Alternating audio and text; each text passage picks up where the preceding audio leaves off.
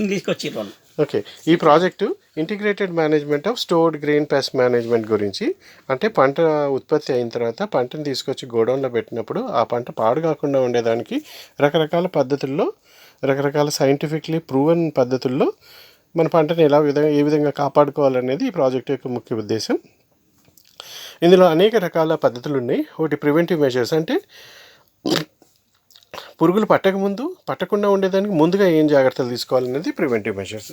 అందులో చాలా పాయింట్స్ ఉన్నాయి, ఈ చదువుకొని అర్థం చేసుకోవాలి. రెండోది క్యూరేటివ్ మెథడ్స్. క్యూరేటివ్ మెథడ్స్ అంటే ఒకసారి పురుగు సంక్రమించిన తర్వాత ఆ పురుగు నుంచి మనం ఏ విధంగా వీటిని కాపాడుకోవాలనే దాని మీద 2 పద్ధతులు ఉంటాయి అన్నమాట. ఈ 2 పద్ధతుల ద్వారా పురుగు పట్టకముందు కొన్ని పద్ధతులు, పురుగు పట్టిన తర్వాత కొన్ని పద్ధతులు, మనం మన ధాన్యాన్ని, ఈ గింజల్ని రైతు ప్రొడ్యూస్ చేసిన పంటని కాపాడుకునే పద్ధతుల గురించి తెలుసుకుందాం. ఇక్కడ ఒక హై వోల్టేజ్ స్క్రీన్ ఉందన్నమాట. ఈ హై వోల్టేజ్ స్క్రీన్ వల్ల మనం ఏవైనా ఎగురుతున్న పురుగులు బయటికి వెళ్ళటం, లోపలికి రావటం, గోడౌన్ లోపలికి వెళ్ళటం, గోడౌన్ నుంచి బయటికి వెళ్ళటం జరగకుండా ఇవి అక్కడే ఆపేసి వాటిని చంపేస్తాయి అన్నమాట. ఈ హై వోల్టేజ్ ద్వారా ఇవి వెళ్ళి దాన్ని తాకగానే మంట వచ్చి అవి చనిపోతాయి అన్నమాట. ఈ రెండోది, ఇది సోలార్ దోమల బ్యాటే. అది ఇది సోలార్ ల్యాంప్ అనమాట. సోలార్ ల్యాంప్ ట్రాప్ అంటే దీనికి ఎలక్ట్రిసిటీ అవసరం లేదు. మనకి వెలుతురు పడగానే ఈ లైట్ వెలుగుతుంది. ఈ లైట్కి ఇక్కడ ఉన్న పురుగులన్నీ అట్రాక్ట్ అయ్యి లైట్ చుట్టూ తిరుగుతాయి అనమాట. కొద్దిసేపు తిరిగిన తర్వాత కింద నీళ్లు ఉంటాయి, ఆ నీళ్ళల్లో పడి చనిపోతాయి అనమాట. కాబట్టి ఇక్కడ ఉన్నవన్నీ కూడా లైట్ కిందకి చేరిపోతాయి. రెండో పద్ధతి ఏంటంటే ఫెరమోన్స్ అని ఒక కెమికల్ ఉంటుంది. ఈ ఫెరమోన్స్ పెట్టడం వల్ల మగజాతి పురుగులు అట్రాక్ట్ అవుతాయి అన్నమాట. అంటే ఆడ పురుగులు ఒక రకమైన కెమికల్ వాసనని కలిగి ఉంటాయి అన్నమాట ఈ ఫెరమోన్స్. కాబట్టి మగ పురుగులన్నీ వచ్చేసి దాని చుట్టూ చేరడానికి ప్రయత్నిస్తుంది. ఇక్కడ ఉన్న ఫ్యాన్ వల్ల అది లాగి కింద పడేస్తుంది. దాని తర్వాత అది తిరుగుతున్నందువల్ల ఒకసారి లోపలికి వెళ్ళగలవు కానీ మళ్ళీ బయటికి రాలేవు. ఈ విధంగా ఎగురుతున్న వాటన్నిటిని మనం చంపే సదుపాయం ఇక్కడ ఉందన్నమాట. ఇవి స్టిక్కీ ట్రాప్స్ అనమాట. ఇవి మనం పొలాల్లో ఎక్కువగా చూస్తుంటాం. ఎల్లో కలర్ షీట్లు లాంటివి అంటిస్తుంటారు. అవి జిగటగా ఉంటాయి. పురుగులు వచ్చి వాటి చుట్టూ ఎగరగానే అవి దానికి అంటుకోపోయి చచ్చిపోతాయి అనమాట. Sticky traps. ఇది ఫ్యూమిగేషన్ అనమాట. ఫ్యూమిగేషన్ అంటే ఫ్యూమ్స్ అనమాట. ఫ్యూమ్స్ అంటే పొగ, అటువంటిది వదలటం అనమాట. ఇక్కడ ఒక ట్యాంక్ ఉంటుంది, దాంట్లో మనం కెమికల్స్ కానీ ఏదైనా పొగ వచ్చేది కానీ మనం పెట్టినట్టయితే ఈ పైపుల ద్వారా ఇది పూర్తి గోడౌన్లో ఆ పొగని ప్రసరింపజేసి పురుగులు చనిపోయేదానికి ఉపయోగపడుతుంది అనమాట. ఇంకోటి బయోలాజికల్ మెథడ్స్ అంటే కెమికల్స్ లేకుండా మనం పురుగుల్ని ఎలా చంపాలనే వాటిల్లో అనేక రకాలు ఉన్నాయి. మనం ఇక్కడ వివరించాము, ఇవి మనం చదువుకోవాలి. ఇందులో స్ప్రేయింగ్ ఆఫ్ యాష్ అంటే బూడిద చల్లటం, వేపాకు చల్లటం, బ్లాక్ పెప్పర్ అంటే మిరియాలు,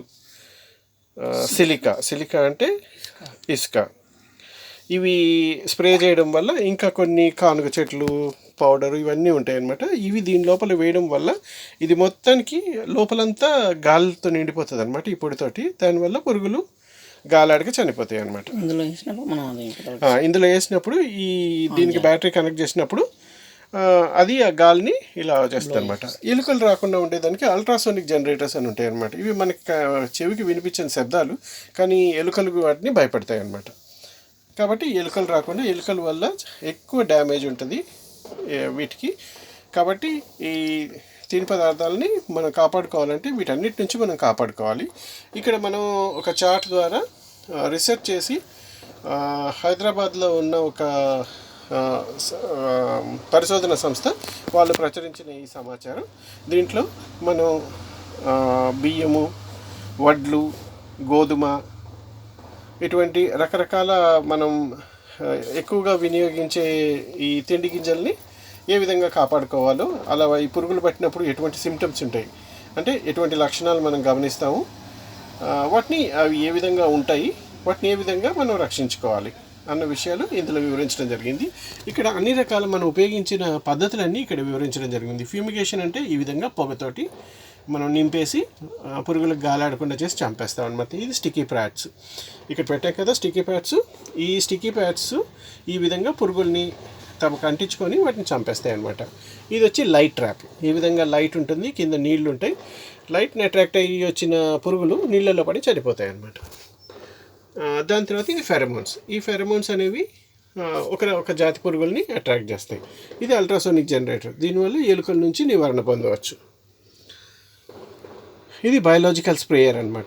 నిజానికి పెద్ద మెషిన్లు బయోలాజికల్ స్ప్రేయర్లు ఈ విధంగా ఉంటాయి. ఇందులో ఒక వైపున మనం స్ప్రే చేయాల్సింది వేయాలి, రెండు వైపున పొగల ఇవి వెదజల్లుతాయి అన్నమాట. ఇవి హై వోల్టేజ్ ట్రాప్స్ అనమాట. ఈ విధంగా పురుగులు బయటకు వెళ్ళాక ఆ స్క్రీన్కి తగిలి హై వోల్టేజ్ వల్ల చనిపోతుంటాయి. ఇంకోది టెంపరేచర్ అండ్ హ్యూమిడిటీ కంట్రోల్. ఎప్పుడు కూడా గాలి సరైన ప్రసరణ ఉండాలన్నమాట. అందుకనే మనం గమనించినట్లయితే ఈ మొత్తం గోడౌన్ని ఏ విధంగా అమర్చాలనేది కూడా ఉండాలన్నమాట. లోపల చుట్టూ తిరిగేదానికి మధ్యలో స్థలం ఉండాలి. వీటన్నిటిని కూడా చక్కగా స్టాక్ చేయాలి. అంటే ఒకదాని పక్కన ఒకటి పెట్టాలి, వాటి మధ్య గ్యాప్ ఉండాలి, గాలి దూరేటట్టుగా ఉండాలన్నమాట. సో ఇటువంటి విధానాల వల్ల మనం రైతు పండించిన దాన్ని మనం కాపాడుకోగలుగుతాం.